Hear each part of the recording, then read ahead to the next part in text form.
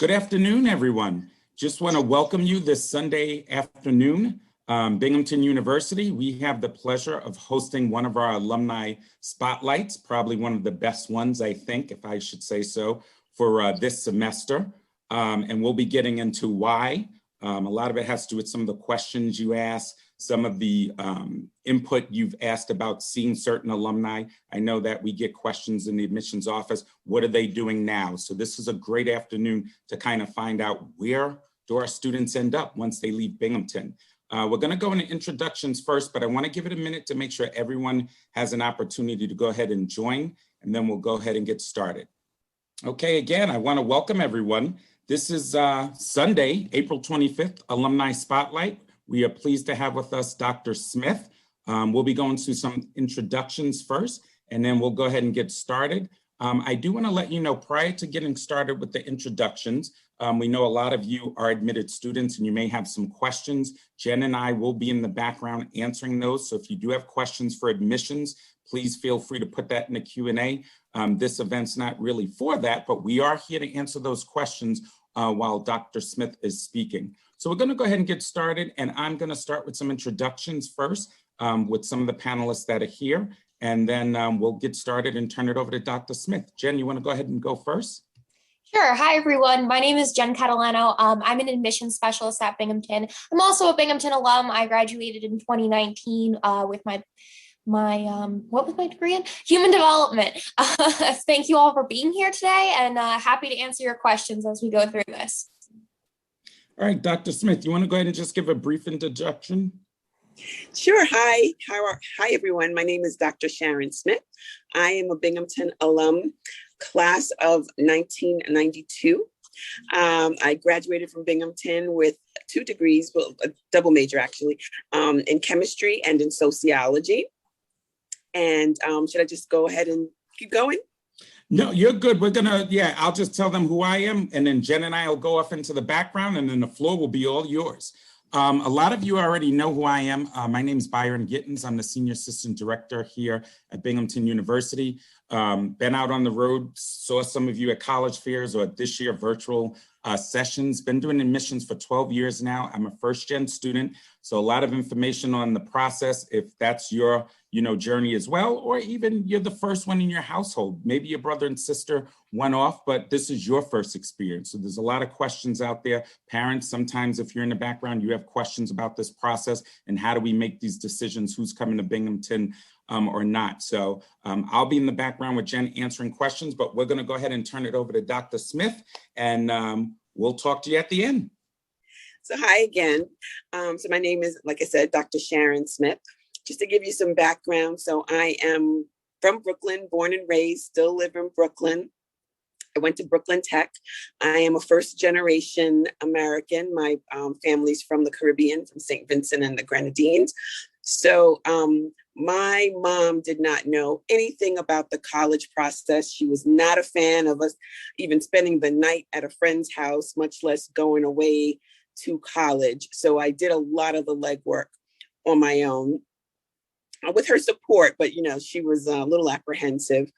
And our options came down to NYU and Binghamton. And NYU is significantly more expensive than Binghamton. So that was kind of how I finagled my way into going away to school, because I just said, those are my 2 options. I don't want to do anything else, NYU or Binghamton. So I got to go to Binghamton. The first time I saw Binghamton was when we went up to the Admitted Students Day. Binghamton had a bus, and we went up there. My mom fell in love with the campus, actually. So that kind of solidified me being able to go to Binghamton. I was a chemistry major. I went to Brooklyn Tech High School as a chemistry major in high school, and decided I was going to apply for chemistry major in Binghamton because it was pretty much what I knew and what I knew how to do. I wasn't sure about anything else. When I got up there, I did know I wanted to be pre-med, and I met with the pre-med advisor. And he gave me some good advice that I didn't take. And to this day, I'm sorry I didn't take it, because I felt like I have all these AP classes and I know everything and I'm so smart. So he showed me a structure that he thought was reasonable. for me to take all of my science classes and fit in some other, have time for extracurriculars, etc. And I said, no, I'm going to take all these really hard college classes all at the same time because I know what I'm doing. And it was a bad idea. And I had a rough first semester because I didn't listen to people who knew better than I did.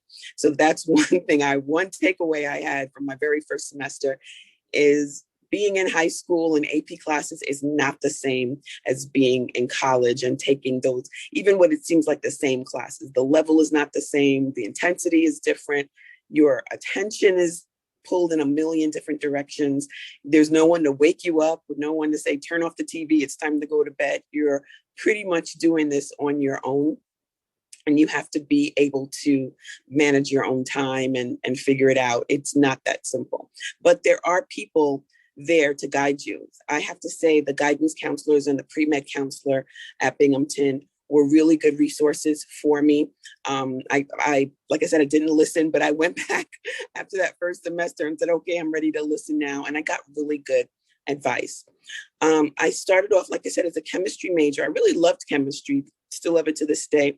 But in taking other classes and looking at other interests, I started to really like sociology. And the guidance counselor in both sociology and the pre-med counselor really helped me to see how I could structure my semesters to have a double major. At first, I thought about having sociology as a minor, but they said, hey, listen, you're doing the work, you're putting it in, and this is how you can do it. This is how you have to space it out. So I have to say, I listened, I followed advice, and I did graduate with the double major. And I have to say, as a physician, sociology, the study of people and cultures was very, very, very useful because I come across a lot of different people. So I was glad that I pursued the sociology major. When I was in Binghamton, I spent time, a lot of time studying, but I also did a lot of extracurriculars. And I feel like a lot of the connections I made, the most long-lasting connections I made were through some of the extracurriculars. So I was a member of the Black Student Union. I was a member of the Caribbean Student Union. Didn't hold any offices, just kind of went to the meetings with my friends when I felt like it. And then in my second year, I pledged Delta Sigma Theta sorority. And I have to say that was my very first opportunity to lead. I started off as the treasurer of our chapter, and then I became the president in my fourth year. And just having to work with the Binghamton community, with the other Black Greek associations, with the other Greek associations. So we had to work within the Panhell Society, the National Panhell, which is what we call the Divine Nine. Back then it was only 8. We didn't have iotas on the campus. And then working with the Greek fraternities and sororities as a whole across the campus was really a big education in leadership and politics and how to maneuver and how to get what you want for yourself and for your people and how to advocate. But we also did a lot of social programs within the community, within Binghamton's community. And that was the real first time. I mean, we'd gone, of course, like into Binghamton, into the mall, et cetera. But that was the first time we actually got to work with people in the community. And so that was really helpful and a really big education because I came from Brooklyn. I've been in a big city all my life. I'd never really met anyone or interacted with anyone who lived in a small town and small area like Binghamton. So working with the high school and college students up there gave me a really good opportunity to kind of expand my reach. I have to say, I have friends from Binghamton. I graduated so many moons ago. I have people that I'm still in contact with, and not just Facebook contact. Facebook gives you an idea of what friends are, but I have true friends that I still keep in touch with from Binghamton, mostly from some of those activities that I became interested in and passionate about. While I was in Binghamton, I was also a resident assistant in my third year. So a resident assistant is the person who's in charge of the dorms. I don't know if any of you are old enough to watch A Different World, but if you do, the Dwayne Wayne, I think, was a resident assistant at one point. But but it's just the person that's in charge of all the students. You're a student yourself. You're in charge of the politics on the floor, making sure everything goes smoothly, making sure people adjust to being from home. I was on an all-female floor. It has had its challenges, but it was also a very good lesson in learning politics and learning about different personalities. And it was something I have to say, I'm glad I did. And then in my last semester, I wanted to live off campus because I was all grown up and I thought I wanted to have my own apartment. And I got to tell you, honestly, I didn't like that. I liked being able to go to the dining hall and go down to do my laundry. I didn't like having to figure out all that grown up stuff was a little bit too much at that time. But, I know other people that relished it. So you really have to know what's right for you. There's so many options that you can have. There are graduate dorms that you can live in that kind of give you a hybrid of living in a dorm, but still on the campus. So your travel isn't as cumbersome. That was one of the things for me too, living off campus is, making sure I had the bus schedule memorized so I can run back and forth to on and off campus before the bus stops. But Binghamton had a free bus, which is great. When I was there, it was a yellow school bus, but it was just painted light blue. I was up in Binghamton recently, and the bus has modernized to a great extent. So it's a lot more lush than what we had. The old, it was a blue bus, but we called it the cheese bus, but it was blue. So that is an option if you want to live off campus, that you do have access to the free transportation. But the graduate dorms are really, really nice now. They have Mountain View and all these other dorms up at the outskirts of the campus where you do have transportation. So that's something you can think about. But I think the biggest thing was that I had options. Like I said, I don't know, always make the right choice for me, but it's always a learning and growing experience. When I was graduating from Binghamton, and I wanted to apply to medical school and wanted to take the MCATs, I had a really great support system. We had the Charles Drew Pre-Health Society in Binghamton, and it was basically people getting together and giving each other support. Did you take this class? Did you sign up for the MCATs? Are you applying to this school? Did you do this? Did you do that? And the pre-med advisor had me apply to schools, but my view of the world, like I said, wasn't really that big. It was mostly New York. But encouraged me to apply outside of New York and to do something different. And I had to say, as I went on different interviews like he recommended, I actually decided I didn't want to stay in New York to medical school, but I wasn't willing to go too far. So I went to DC because I still like that 3 to 4 hour driving window. So I decided to go to Howard University. It was the first medical school I got into. And so I just stopped going to the rest of interviews. I canceled all the rest because I was so happy to get into Howard and to be going to DC that I said, this is it. This is where I'm going. And I'm glad I did. It was a different experience from being in a SUNY and being upstate and still being in New York, where there were a lot of New Yorkers. It felt like everyone from DC is from somewhere else. And I had a really good education there too. I have to say, I was just as prepared as everyone else. I was nervous when I went there. When you first meet people were talking about the classes they took, and one person was a Rhodes Scholar and all this stuff. But at the end of the day, I was at the top in some classes. I was in the middle in other classes. Thank God I was never in the bottom, but I really feel like the education and the foundation that I got at Binghamton really, really was comparable to what other people got. There are people in my class who went to Ivy League schools and UPenn. People went to HBCUs.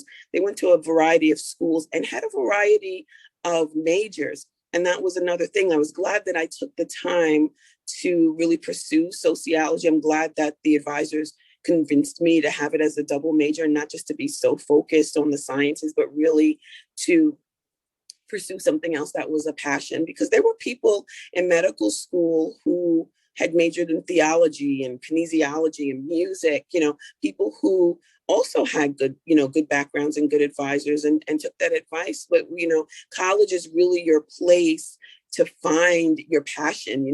When you're 17, 18 and you make a decision about your major, and then you get to college and you start taking other classes and you have the opportunity to expand your vision, you see so much. And it's really good to be in a place where they allow you to be so broad-minded and broad-focused. It isn't like you have to come in as any particular major and focus on just that.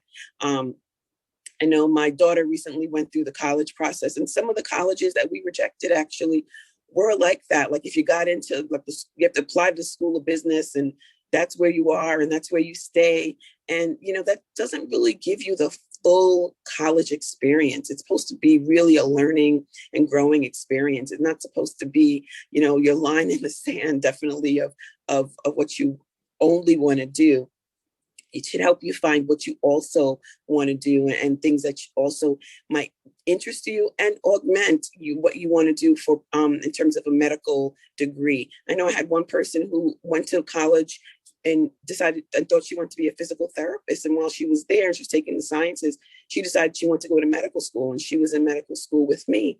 So I think Binghamton really, really gives you that kind of foundation, and schools like that where you get such a broad experience and you get to meet other people. So while I was in Binghamton, actually, they have an exchange program with one of the HBCUs in Virginia. So there were graduate students there from Virginia State, which I thought was really interesting because everyone else, and I felt like everyone was from Long Island, to be honest. I was from Brooklyn, but it felt like many people were from Long Island. So it was glad to even get that little taste of something else, of something different. When I finished my career, my medical school career in Binghamton, in DC and Howard, I decided I wanted to come back home. So I came back home and I went to St. Vincent's Hospital to do my residency. St. Vincent's Hospital used to be in the Village. It's since closed down. It was a Catholic hospital that closed down in the early 2000s. I focused on internal medicine, and I decided I wanted to do primary care. I worked in a methadone rehab center / primary care center for 2 years to do loan repayment out in Red Hook, Brooklyn, which was a very, very interesting experience. It was something I had not seen before and was very surprised about, but it was a growth opportunity. And then I spent the next 9 years working up in Harlem in a multi-specialty group. And while I was there, I was promoted to medical director after about 2 years in the practice, and worked myself up to being in a position where I was in charge of about 7 primary care doctors, and we also had GYN and ophthalmology. And then I got a promotion from going to the most successful office in our multi-specialty group. So our group had 7 offices. I went from the most successful to the worst performing, which was actually a promotion because the worst performing was actually about 5 times the size of the office I was in. And it was a show of faith that I got to go there and try to make some changes, which I did.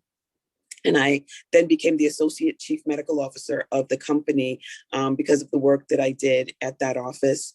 And while I was there, I was so interested in looking at P&Ls, and which are, profit and loss statements, and looking at what has value to patients versus what's a return on investment for us. So I decided to go to business school as well. And so I got an MBA at Columbia Business School in 2014. And in 2016, I actually left that practice and decided I wanted to go into corporate medicine. I decided I wanted to do something else, something different.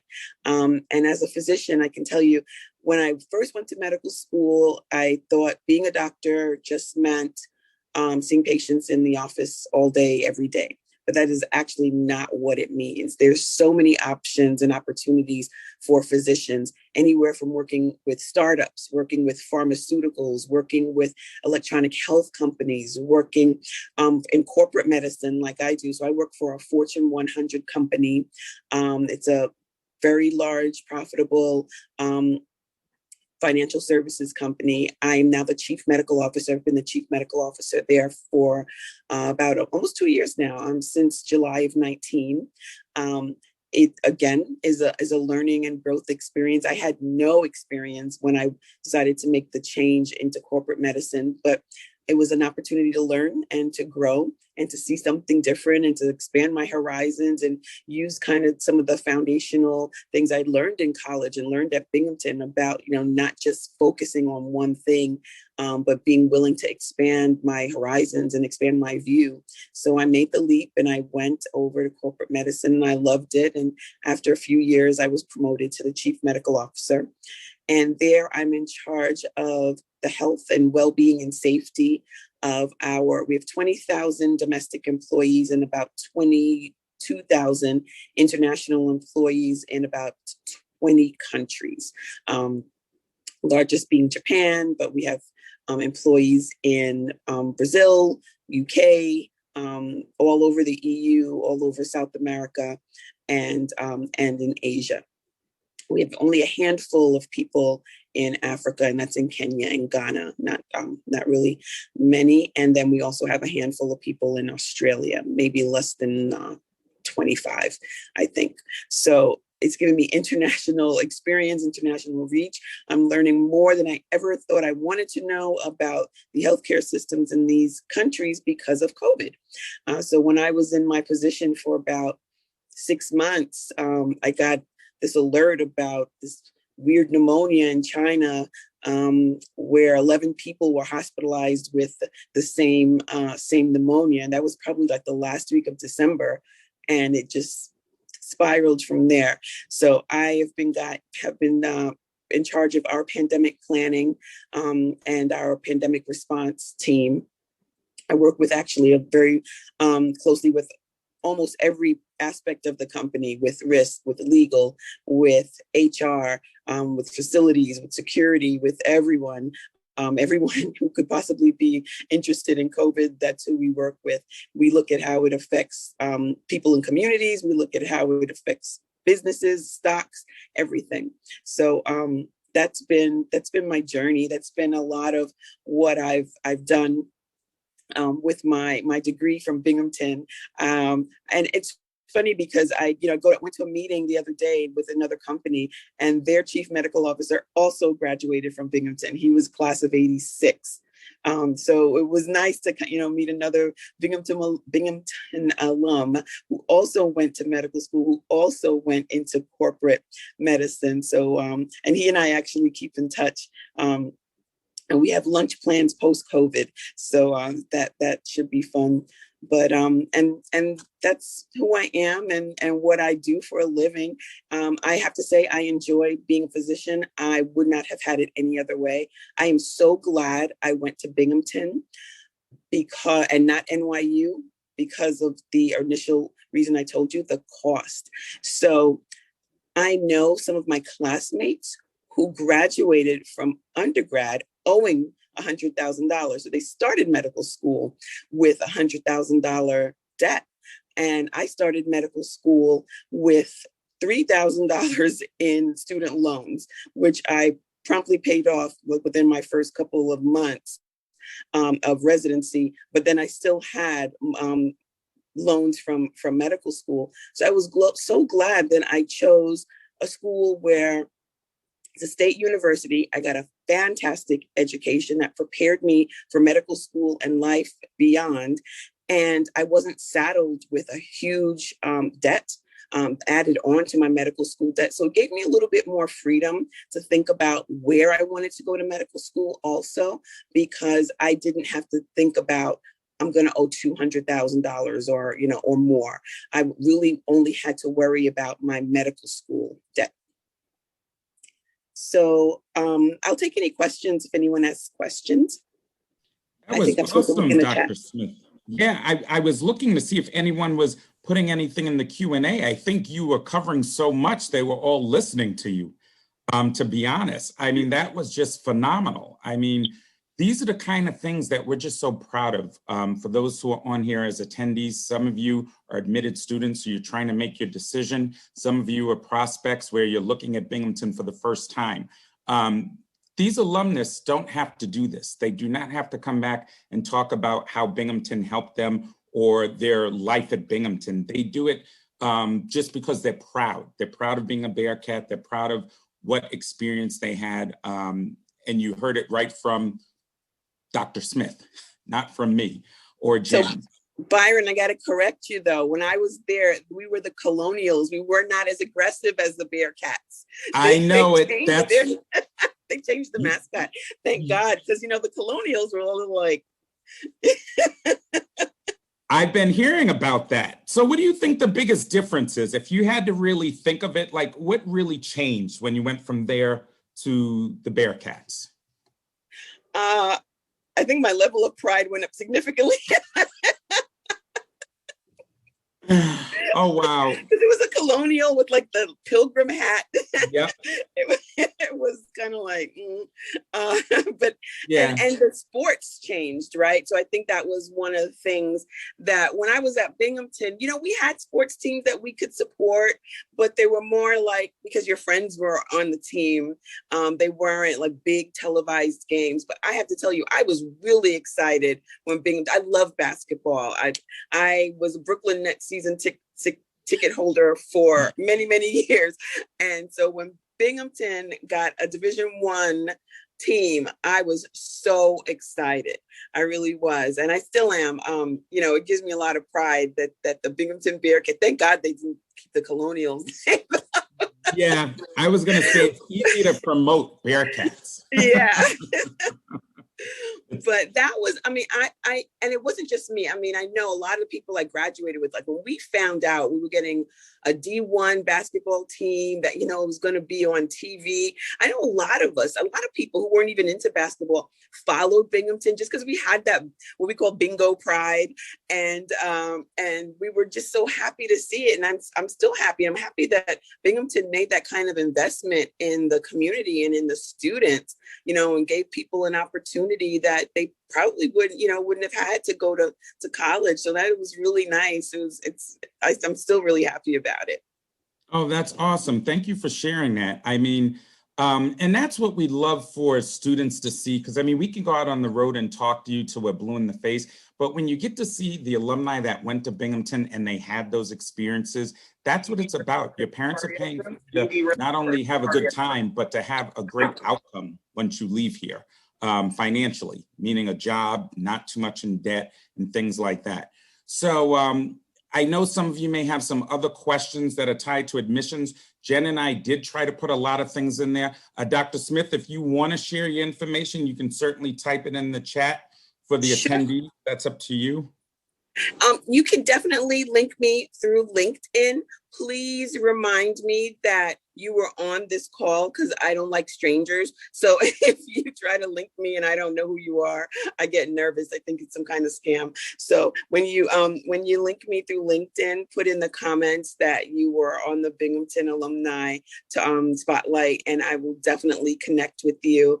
And if you have any questions that you want to reach out and ask me about anything, about my journey, about medicine, about, in Binghamton, anything else. I know for a lot of first generation, I wish I had someone to reach out to. I pretty much just followed what some of my other friends were doing because, their parents had jobs and were successful. So I figured if their parents were giving them advice on this, it couldn't have been all that bad. But if you need someone to talk to, or even if the parents want to talk, I know it's tough. Even I went away to college. It was hard for me to send my daughter away to college. There are just so many questions, so many variables that you think up in your mind of things that can go wrong. But I tell you, there's so many things that can go right. So many friendships that you make. And I think it's different when you are on campus and in that environment versus going back home, because travel isn't always that big a deal, right? You can just walk from, one dorm to the other. Not that people are in anyone's dorm rooms doing anything bad, but, it's, being in the student union. Student union has evolved since I've been there.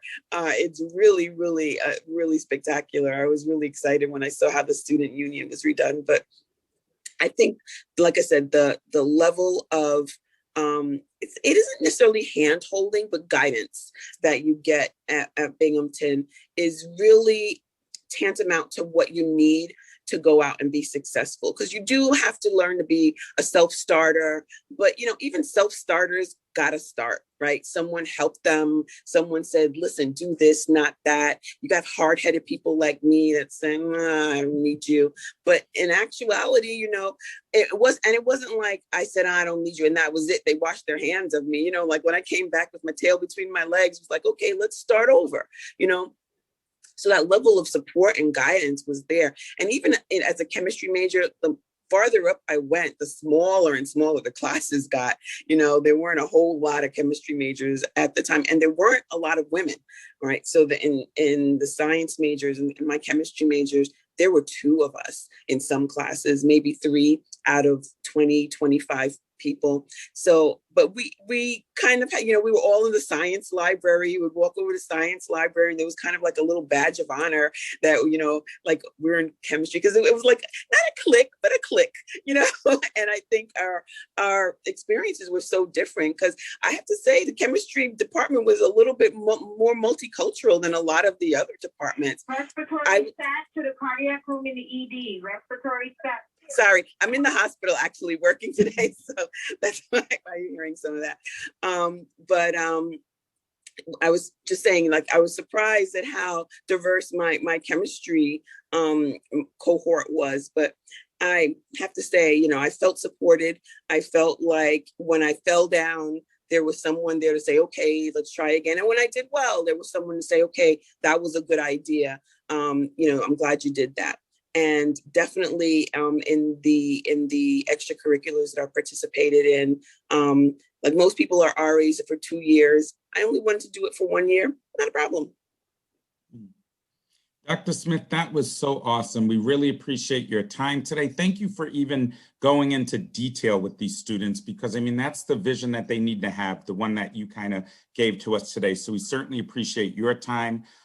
Students, reach out to us. We kind of put some information for you in the chat. You can reach out to admissions if you have some questions, especially those who were just recently admitted. Congratulations.